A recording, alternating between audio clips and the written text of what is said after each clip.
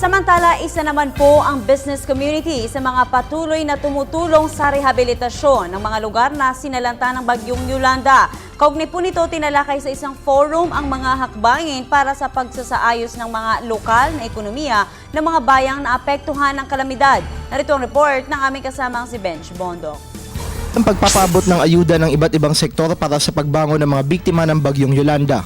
Isa na sa mga ito ang business community.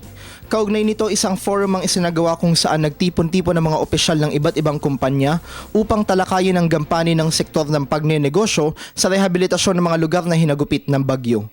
Binigyang din sa forum ang kahalagahan ng pagtutulungan ng gobyerno at ng pribadong sektor upang balik sa normal ng buhay ng mga biktima ng nagdaang kalamidad. Bukod sa konstruksyon ng mga pasilidad gaya ng mga bahay, paaralan at ospital, kailangan ring pagtuunan ng pansin ang pagpapababa sa presyo ng mga pangunahing bilihin. At upang magawa ito, kailangan magkaroon ng sapat na supply ng mga ito sa mga naapektuhang bayan. Isa rin ang transportation cost sa mga dahilan ng mataas na presyo ng basic commodities sa mga naturang lugar. Kaugnay nito, hinihikayat ang mga negosyante sa forum na mamuhunan sa retail business na magsusupply ng mga produkto sa presyong abot kaya. Isa rin sa mga aspeto ng rehabilitasyon ang pagpapanumbalik sa normal ng lokal na ekonomiya ng mga nasalantang bayan.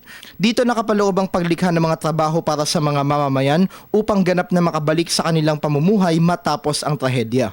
Dito hinikayat ang business sector na magkaroon ng paradigm shift kung saan higit sa pagpapataas ng kita at tubo, kailangan ding maging daan ng pagnenegosyo upang mapabuti ang kalidad ng pamumuhay ng mga mamamayan na isa sa mga indikasyon ng pambansang kaunlaran.